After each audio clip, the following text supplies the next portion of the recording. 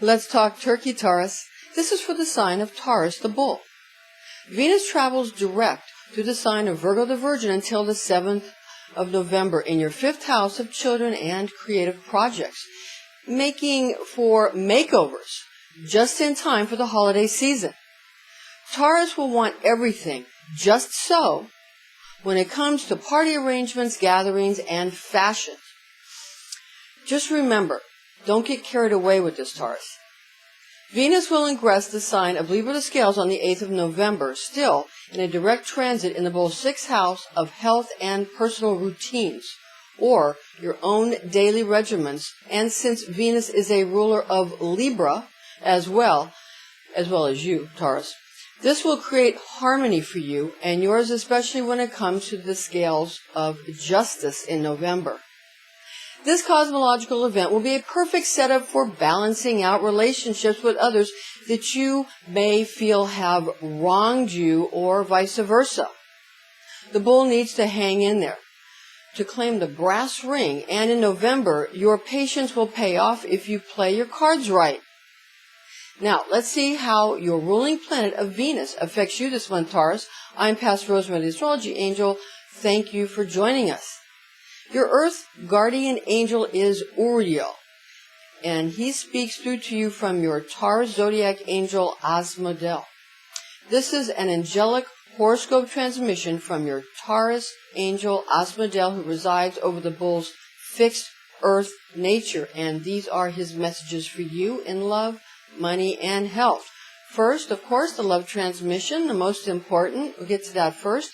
And this is, again, your zodiac angel Asmodel's transmission with the help of the guardian angel Uriel, the mighty earth angel. The new moon in Scorpio is on the 11th of November, and that's going to affect your 7th house of law and commitment, Taurus. This cosmological event makes for secretive laws passed for the purpose of assisting those for whom the bulk of attention, money, and treats are earmarked. What is legal when it comes to matters of love, be it family or spousal, is kept in the darkest of secret places during November's hidden lunar phase. Attempts to find out what exactly is going on will ensue when the moon again begins to wax. The full moon in Gemini on the 25th of November will influence your 2nd house of money and possessions. This follows the dark moon in Scorpio especially strongly, with profitable outcome if you don't overthink too much, because you're most likely going to overthink it. And creative ideations about the complexity of laws pertaining to marriage, this is going to make for big problems if you overthink it too much. Some thinking about it is going to be, you're not going to be able to help it, kind of brainstorm. Just don't get to the point where you overthink it so much and make it so complicated that you can't have any type of reward from things that you invest yourself in emotionally. All right, now lucky, fortunate blessings will find you, and the good humor of the Gemini facet will bless you if you're willing to soothe those things that you're apprehensive about, those raw nerves that you have trepidations about when it comes to the nuts and bolts of the laws that govern family. The laws have already been written, and every culture has been given these laws in some form, and they're very, very precise, and they govern every single aspect of every single day. Everything you do, there's a law for it. Every breath you take, there's a law for it. So just understand that. And these laws have already been there, and it's really impossible for anybody to keep the laws. So one should be glad that there is the concept of grace. Now for Asmodel's money transmission and the earth angel Uriel, the guardian angel Uriel, that rules over all the earth signs. Don't take any wooden nickels, Taurus, and remember that most individuals, except for a few lucky ones at the top, are just hanging in there by the skin of their teeth, keeping their nose to the grindstone. November's transits will enlighten you about how you should dole out cash to those who depend on you when it comes to your money market considerations during November this year. Venus traveling direct through the sign of Virgo until the 7th of the month makes for astounding new developments in the global markets in general, affecting your 5th house of children and their creative projects as well as yours. For more pinpointed infotainment, contact us via www.readingsbyrosemary.com. We have been doing readings and charts and feng shui, quite frankly, for over 20 years. So we've been doing it professionally for over 20 years. So if you want to get the scoop just in time for the bulk of the best holiday season deals, Taurus continues to want life to be picture perfect, especially in the area of finances and business. Just remember that the person who said that money was the root of all evil didn't have any, or so the story goes. In actuality, the progenitors of the scriptures were rich, left-wing, bleeding heart liberals who were bent on giving away their fortune to the less fortunate. The rest is recognizable history, to say the least. Matthew chapter 19, verse 21. Jesus saith to him, If you wilt be perfect, go sell what thou hast, and give it to the poor, and thou shalt have treasure in heaven, and come follow me. So, that's what one needs to do to be perfect. Sell everything you own and give it to the poor, give the money to the poor, and then just follow Jesus with your vow of poverty and chastity. Of course, many Christians with respectable sins, quote unquote, pretend that this commandment of Jesus Christ to his followers is simply not in the Bible. We just pretend it's not there. Kind of like the Song of Solomon. Just pretend it's not there. It's strikingly amazing, isn't it, how this stern rebuke of Christ to those who profess to know him is ignored by the main body of Christendom. 1 John 2, chapter 2, verse 3, and by this we know that we have known him, for we keep his commandments. And we personally love red letter Bibles. Venus is set, it's a private joke, Venus is set to ingress the sign of Libra on the 8th of November, continuing in a direct transit, and this astrological event in your 6th house of health and money habits creates balanced checkbooks and harmonious accounting ciphers for the bull in November.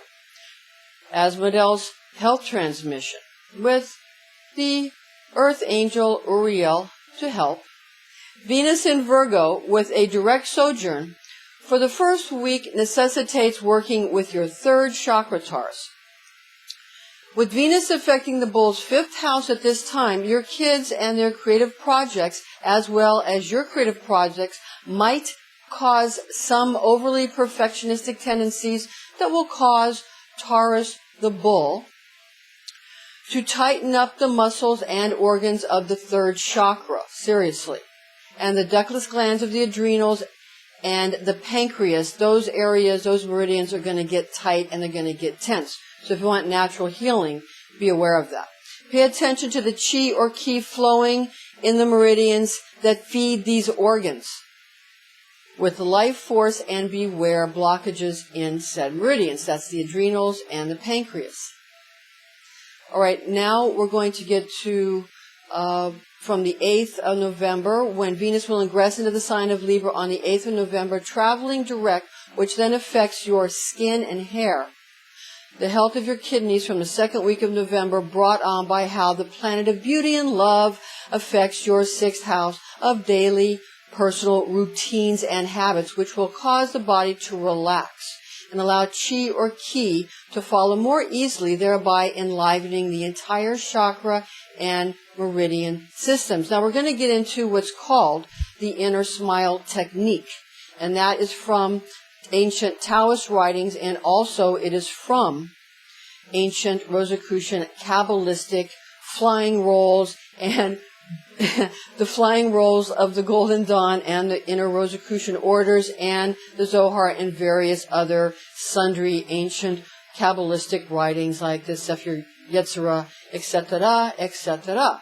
But first we're going to give you the Kabbalistic Rosicrucian formula on November 2nd, Eastern Standard Time, and November 3rd, Greenwich Mean Time we have of 2015. Of course, we have Venus in Virgo conjunct Mars in Virgo, and that equation equals the games played betwixt women and men becomes a little friendlier. Okay, now we're getting to the inner smile technique. What you want to do is understand that there are, you can find it with a scalpel, a bundle of nervous tissue or nerve tissue, central nervous system tissue in the mind, in the brain, in the heart, in the belly, in the lower belly, the second chakra, okay? And this is how the Merkaba works and how you differentiate between male and female and how they're created energetically. This is how God created us, how the Creator created us energetically, and science has attempted to duplicate that. These synthetic Merkaba fields created things like the Bermuda Triangle, so the story goes. All right, now, Aleph, Shin, and Mem are the three Hebrew mother letters that give rise to the four father letters Yod He Vav He, of which you put Sin or Shin betwixt the Yod He and the Vav He, and you get Yeshua. Jesus is Sin inserted between Yod He and Vav He, because you have Shin, which is two snakes giving rise to a third snake. And you can find this information in the Zohar. This information is in all the Kabbalistic writings. All right? So Christ is Sin. He became Sin himself and was inserted between the mother and the father. And that is where you get Yeshua from. And this is where you get procreation from. He is indeed the serpent in the garden that begins, that is first cast to earth and then has to learn to become human by what? By learning to stand erect. And that's when man comes up. And the Zohar has an explanation about how the marriage of science and religion, or science and spirituality, can be found when it comes to the story of evolution. There is a way to blend that. But spirit is always above science. But there's always a way to blend. But spirit is always above science. All right. Now, for the inner smile technique, we have Shin in the mind, fire. We have air in the chest, Aleph. And Mem, we have water in the belly. And in the Merkaba, it's a whole other story for how a woman is different from a man. A man's Merkaba field is different from a woman's Merkaba field. We'll get into that some other time. We're experts in Merkaba, and we can teach you classes on that if you like. But for now, we're going to stick with this inner smile technique that's an ancient Hebrew Kabbalistic formula that you can get from the ancient Hebrew writings, or the Taoist writings, they have it too. Okay? So in the belly, you want to smile in the first Mem water cauldron. Smile and take on the smile of the Buddha, the Maitreya, and let all the cells of your body smile simultaneously. Then in the chest with air, smile, and all the cells of the body smile simultaneously. And finally in the mind, you smile in the mind. And then all the cells of the body smile in unison, and you reach a happy delight state where productive healing hormones are produced and the body can be healed. Then, I'm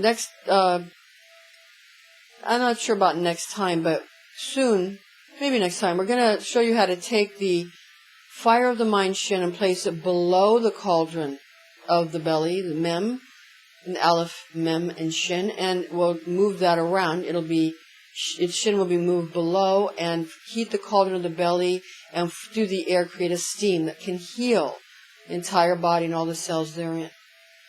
Thank you for joining us, ladies and gentlemen. Stay serene. Thank you for joining us. I'm Pastor Rosemary, the Astrology Angel. Join us again next month.